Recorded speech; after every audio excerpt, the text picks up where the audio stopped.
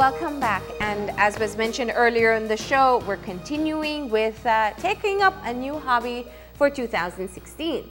So now we're going to talk about visual art, and we have two young artists joining us. We have Adriana Smith and Janir Rodriguez. Good morning and welcome. So let's just start off a bit by finding out individually about your own histories with art, right? So let's start with Adriana. I've been studying art since I was in second form. I attended Canaan High School after I attended Pelote High School.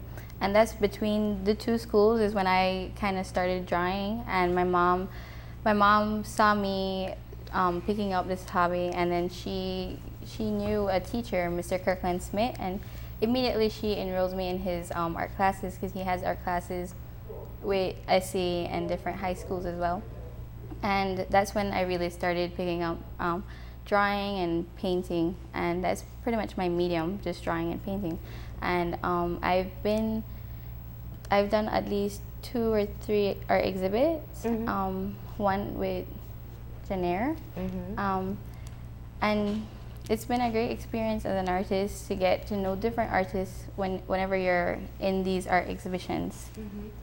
So you essentially started just doodling and realized that you were good at it, and your mom encouraged you. I had one favorite book, and like they didn't show the characters, so I kind of wanted to see the characters for myself. So I started to draw out these characters and like what I thought they looked like, and that's how I basically started.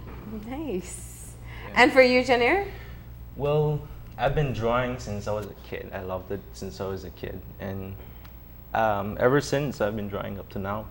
And I never really took formal art classes till St. John's, the sixth form. And from there, I guess I was exposed to other things like sculpture, painting, So I try to be more versatile in all the mediums as much as I can. And so far, I've had 2 major exhibits, one with the Mexican embassy and the other one with her. And I guess similar to her, like I'm a person that when I want to see something, I don't like to wait for someone else to come and create it. I want to see it for myself now, so I create it myself visually. What's your preferred medium? My preferred medium is drawing pen. Pen? Mixed with paint, yeah. Okay, nice. So tell me about the exhibit that you guys had together. That was with the Venezuelan embassy. The curator was Kendra Griffith. She kind of put everything together. She got all the artists together, and it was about culture, Belizean culture. And my pieces were about how the African culture is still alive in Belize, and also with folklore, La Llorona. I had a La Llorona piece, and yeah, that was my pieces. Well, the one that I did with her, I guess, was about my culture. It was a mestizo in Belize, mostly from the north, Corazal. And in all my paintings, I try to put like a little story, so when you see it, like, yeah. And you said you had another exhibit that you worked on? Yeah, like some years back when I was younger. Okay. Now, what is it that drives you to put your art out on display, to go to the level of putting it out in an exhibit, sharing it with others? Because many times people have a way of expressing themselves and it's very private. In fact, there's some artists who will never show their work. What prompts you as young artists to be able to put it out there from the beginning? Personally, I like to try and get kids into art. So whenever I do an art exhibit or like an art piece, I'd like to show it so you can show younger artists who want to do it and don't have like either means or time to do it. That because I personally believe anyone can be an artist. If you pick up a pen and a paper and you really concentrate on your work, you could be an artist. You could draw whatever you want or paint whatever you want. So that's pretty much why I do my artwork, so I can show people that I didn't have this skill like maybe 5 or 6 years ago, but now I have it. And you can always develop and you can always become better at it. Well, I've always wanted to build a career around what I love to do. And well, I know that I have to just keep working on it. And once you start it, that's what you have to keep in mind. You just have to keep working on it. just the work never stops. Yeah. And yeah. And in terms of encouraging other people to get involved with art, Adriana, you automatically talk about wanting to get children to get involved. Why? What do you think the benefit they have in picking up, whether it's visual art or any other medium? Well, with kids, especially, they're young, they're trying to figure out themselves. So when you get into art, it kind of gives you this, like, a different look on life. You get different perspectives, you get creative, you start thinking for yourself, and you start thinking how you want things. And there are so many benefits they just become so open, they become expressive. If a kid's going through something and they don't know how to say it, or they don't know how to talk to anybody, they can draw on a piece of paper or paint it on a piece of paper, and that can get them to relieve their stress. Whose work is this? That's my That's one. yours. Yeah. So you document your process as well. Yeah, sometimes, and just put it up online for people to see. Okay. Yeah. So why do you want younger people to get involved in art?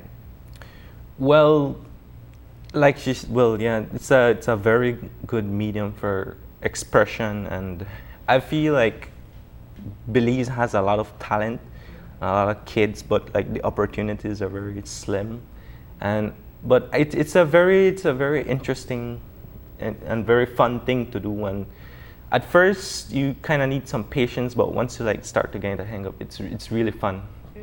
Yeah.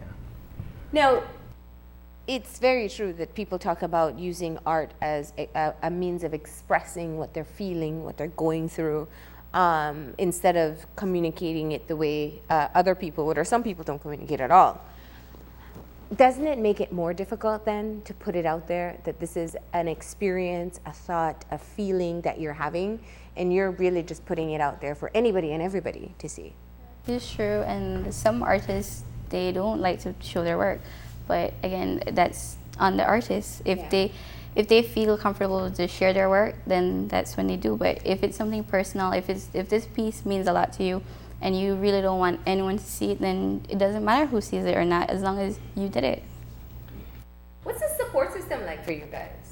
My parents are very supportive. Yeah. My whole family is supportive of my artwork. At first, I used to feel like they weren't. I feel like they thought, oh, it's just art, it's nothing. But then I kind of like created a little business out of my art. Okay. And then that's when they saw that I was serious about my artwork. Well, yeah, I did have a lot of support from my family and my friends, especially. They like to see my work, and that keeps me going. Yeah. Yeah, and it wants me to get better every day. Now, you guys talk about taking this up as your main focus. This is a career path that you'd like to go on, right? Yeah. Okay. Now, we're talking about picking up art as a hobby.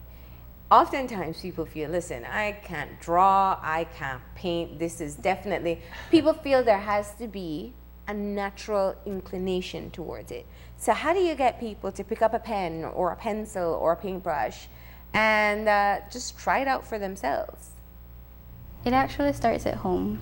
If your parents are exposed, if they expose you to like different cultures or different just different art, or say like you see this room, you see how beautiful the pieces of pottery they are in here. If you have stuff like that in your home and you raise your kid to look at everything in an artistic way, then they would get into art. So like you just look at everything around you, you look at your community, you look at your people, you look at everything, and again, you don't have to be born with this talent. You could pick it up overnight if you like. It's all about your surroundings, and it's all about you as a person if you want to do it. Yeah. To me, I think that like especially for kids, like they watch a lot of television shows and cartoons, and they want to draw it and whatnot. Well, as a kid, that's what I used to do. That's what helped me start. Yeah. And I mean, we all go through our phases where we're doodling and drawing, and you're in class, you don't want to pay attention, or you lost focus, and you're. drawing something. But there starts to get a point where people feel like I'm good at it or I'm not. How do you help people to break that mentality that whatever you create is your work, not necessarily what is supposed to fit within external standards?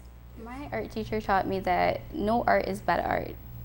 Everything, every artwork that you see or that someone did, it doesn't have to look pretty to you. It's all about how you see it. It's all about how you interpret it.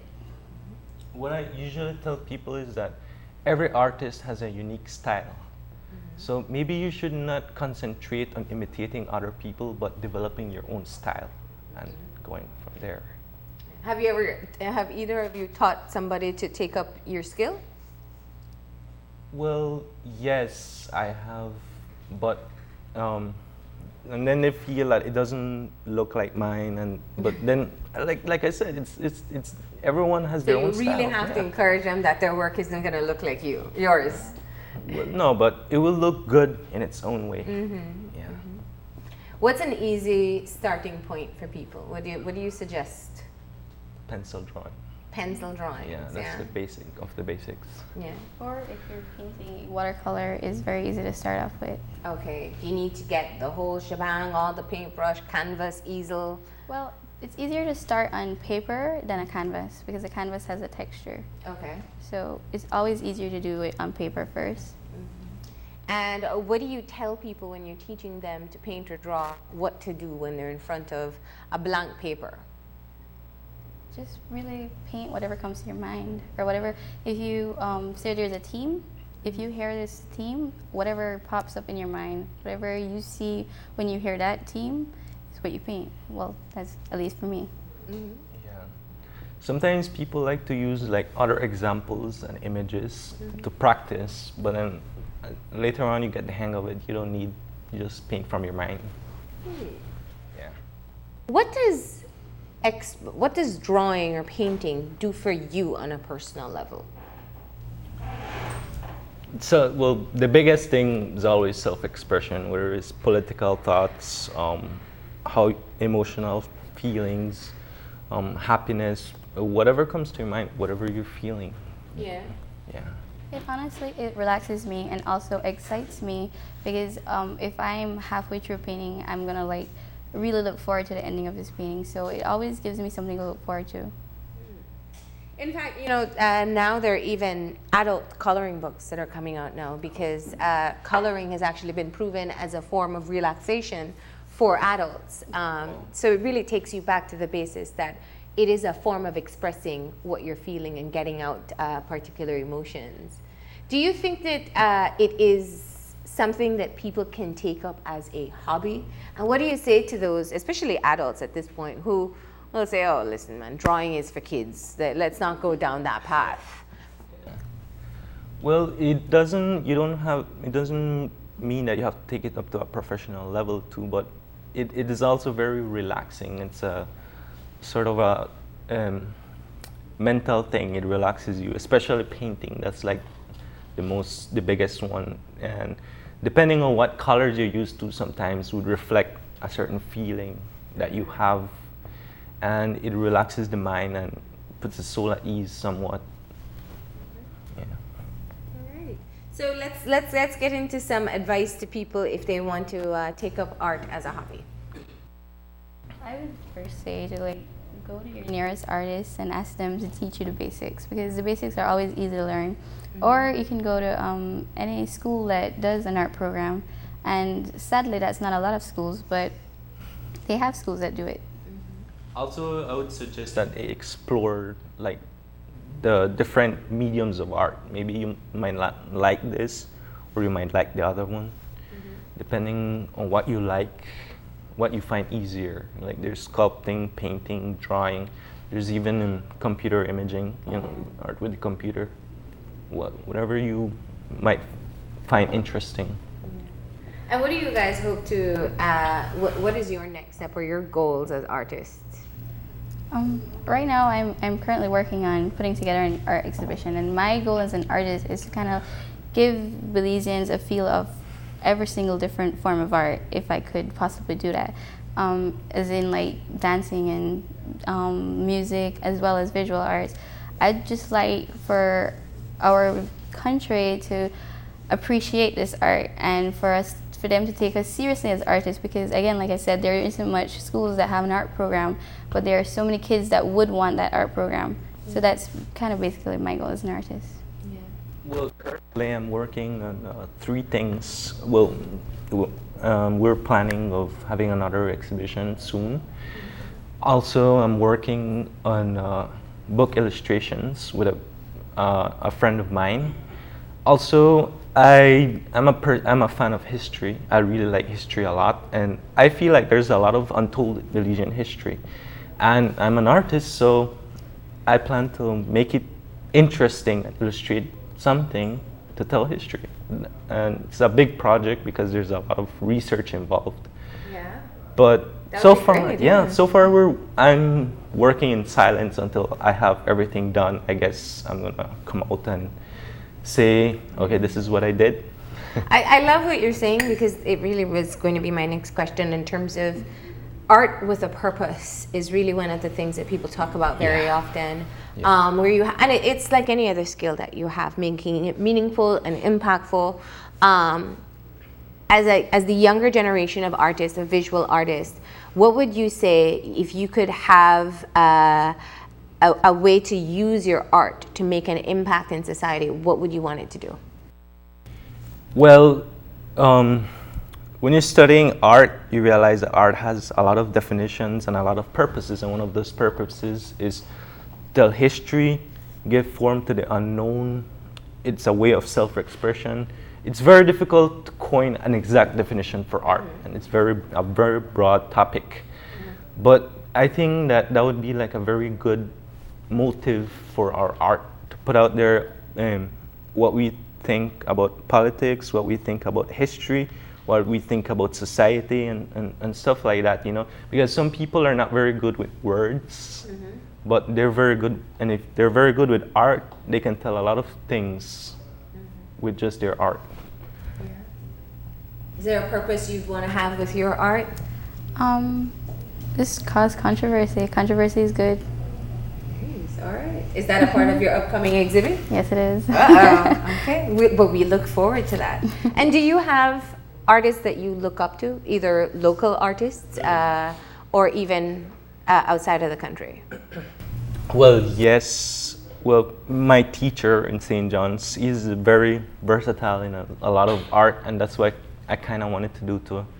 And there's a lot of young art, Mr. Perdomo. Okay. Damien? Yeah, Mr. Damien Perdomo. Okay. Mr. Yazir Musa, he's been doing a lot of work, and I really admire his work. A lot of my friends too that came up with me drawing and painting and doing work, I really admire their work, working with them. Rashid Palacio, I really love his work. Unfortunately, some people, like, they just stopped, but they were really good artists. Yeah. My person I admire that is my art teacher, Kirkland Smith. I look up to this man so much. He's a great artist, and he's also a great individual, and he taught me so much, and I think he's the reason I'm here today. Great. Well, thank you for joining us and for giving us some of the reasons as to why people can explore taking up art as a hobby. Okay?